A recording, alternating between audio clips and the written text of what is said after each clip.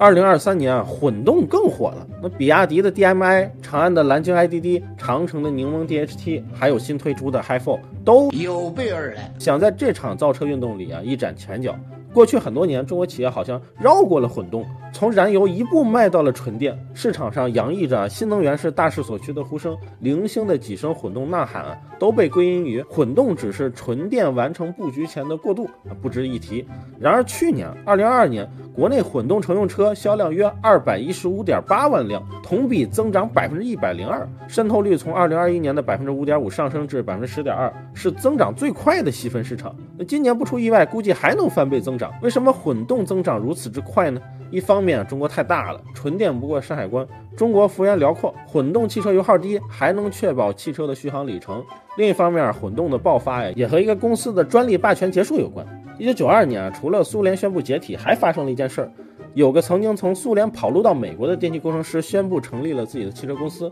Pace Corporation。 其实佩斯公司一代目 Alex 在刚来美国时，他先是给通用汽车干活，但很快他惊讶地发现在美国跟整车厂合作不是来钱最快的方式，来钱最快是申请专利。于是他创立佩斯公司，一口气申请了几十种混动专利。虽然也还是在汽车行业，但佩斯的盈利模式就是打官司。2004年和丰田打官司，要求丰田每卖一辆混动车就要交$25专利过路费。2014年和福特打官司，2016年又和大众打官司，2018年又接着收丰田的保护费。佩斯公司21项关于混动技术的发明专利成为混动汽车发展绕不开的拦路虎毫不夸张的讲，佩斯公司让全球的混动汽车发展停滞能有10年。然而阴差阳错，佩斯如此专注专利，反倒给一直滞后的我国汽车工业一个能和欧美站在同一起跑线上的机会。那算算时间，佩斯的第一批专利20年保护期，这2年基本已经到头了。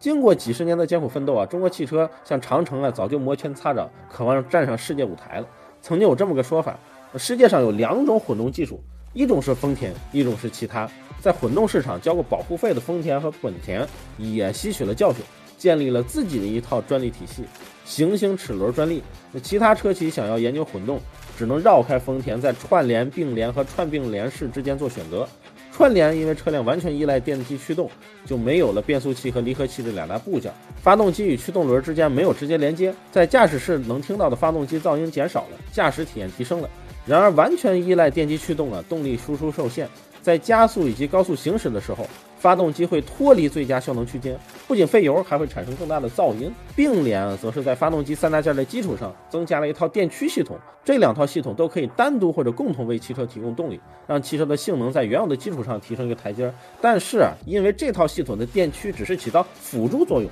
真正的核心动力输出还是发动机，所以油耗会比串联更高。于是问题就这么来了，什么样的混动才能既省油又能提供澎湃动力呢？这2年国产品牌其实自主研发混动也面临一个非常艰难的抉择。那什么抉择呢？比如拿长城来说，2008年长城汽车立项研发全新的混动平台，2020年双电机多档串并联组成的柠檬混动 DHT 技术平台正式发布，解决了混动车高速更烧油的一个问题，也是自主研发的全球首款智能2档多模混动构型。为什么说这个不容易呢？2019年丰田宣布向全球公开2万余件混动车相关技术，全部免费。真的是丰田是大善人吗？真相是免费的只是专利，不是技术。况且再不放开专利也要过期了。丰田于是做了顺水人情，你们都不用投入几百亿研发了，花点钱买我的就行。当然也得买我的配套服务。不得不说，丰田很会拿捏人性。然而长城埋头继续投入混动研发，因为长城深知只有自己干出来才是别人拿不走的。就在上个月，长城推出了自己的新混动技术 HiFi。目前主流的双电机串并联解决方案都是将双电机放在前轴上，构成一个前驱车型。然而这样会导致所有的驱动单元都会压在前轴上，当汽车加速时，后轮无法提供有效的动力输出，头重脚轻，车子起翘。所以长城 HiFi 将一个电机放在了后轴上，并将车辆前后重量配比做到了所有运动车型都在追求的50:50。过去的燃油车想要驱动4个车轮，需要借助一根粗壮的传动轴来实现。直观来说，就是底盘太厚了，乘坐空间变窄了。现在的电机只要一根电线连接到后轴的电机，乘坐空间变得更大了。并且长城 HiFi 还完成了一个事儿， HiFi 将柠檬混动前轴上的 P1+P3 的电机组合改为 P2 电机，同时在后轴增加 P4 电机，来组成了 HiFold 这一套前后轴双电机的串并联架构。靠双电机做到了4驱，让4驱的价格再次下探。无论是泥泞的土路啊、城市里的下雪天啊，以及正常的公路行驶，它都能化身成为最适应当前环境的模式，为驾驶者提供最佳的驾驶体验。想去哪就去哪，去哪都平趟。在泥泞的土路上，HiFold 会采用并联的方式，让发动机和双电机同时提供动力，在必要时爆发出车辆的全部潜力，不再打滑趴窝。在城市路况下，经常会遇到低速行驶和红绿灯频繁启停的场景，如果使用并联，无疑是徒增油耗。所以 HiFold 这时又会采用串联的方式，让电机驱动车辆，发动机则保持在最佳效率区间，为电池组充电，既减少了油耗，又避免了发动机因为长时间怠速会产生的积碳问题，展现环保与节能。但是很明显 ，HiFold 并不是单纯的只靠3个驱动单元就可以做到如此的完美，更多的还是一个智能高效的大脑。在燃油车时代，如果硬要说有一个大脑的话，这个大脑是著名的托森差速器；而在混动时代，这正是 HiFold 的另一项技术 ITVC 智能扭矩矢量控制系统。它具备卓越的精确性和毫秒级的响应速度，让车辆在行驶过程中能够适应路况变化，分配4轮的扭矩，提升驾驶稳定性和安全性。当你在转弯时，ITVC 系统会敏锐地将更多扭矩分配给外侧车轮，让车辆在转弯过程中更加稳定，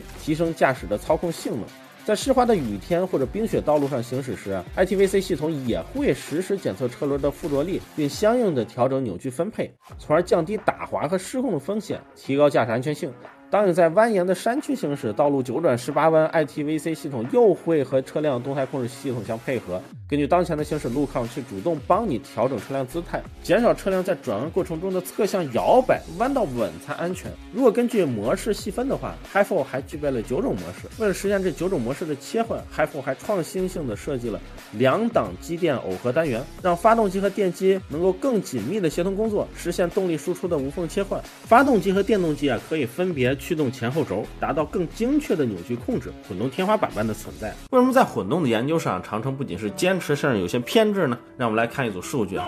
过去5年，在中国卖的最好的车，前10名的车型价格都在10万左右。虽然网上大家都在说保时捷买菜车，但这个社会的真相是22年我们国内人均可支配收入为36883元。大部分人在工作几年后买的第一辆车都是10来万出头的家用车。科技只有普惠，只有大部分人都买得起，才能带来根本性的社会改变。油车时代，我们受制于专利和技术，长城就在努力的把汽车价格打下来，缔造了一代国民神车哈弗 H6。电车时代，我们受制于原材料，锂电池的原材料锂价2年涨了12倍。2022年，很多品牌的新车电池成本已经占到新能源汽车整车制造总成本的40%至60%。插电式混合动力本来就是我国新能源产业规划3纵3横研发布局中重要的一环。但是目前看，欧美车企因为赶不上两田，基本都放弃了对插混技术的大更新迭代。但是偏偏这2年锂矿资源的不断涨价与油价上涨，让插混市场爆发。这时候提前在混动技术上下了重注的企业，自然市场也会给到更好的回报。所以在国内汽车市场迈向存量时代时，车企只有继续把握长期趋势，坚持长期主义，才能赢得未来。在技术研发投入上，我们有一个不成文的口号：过度投入研发，过度投入不是浪费，是更加长远的投入。这是长城董事长魏建军曾经说过的一句话。HiFold 正是对这句话的践行。接下来，全民电4驱时代正式开启，10几万就能买4驱，科技下放，科技普惠，科技平权。只有回归造车本质，让消费者获益，车企才能更长远。这也是一切商业的起点。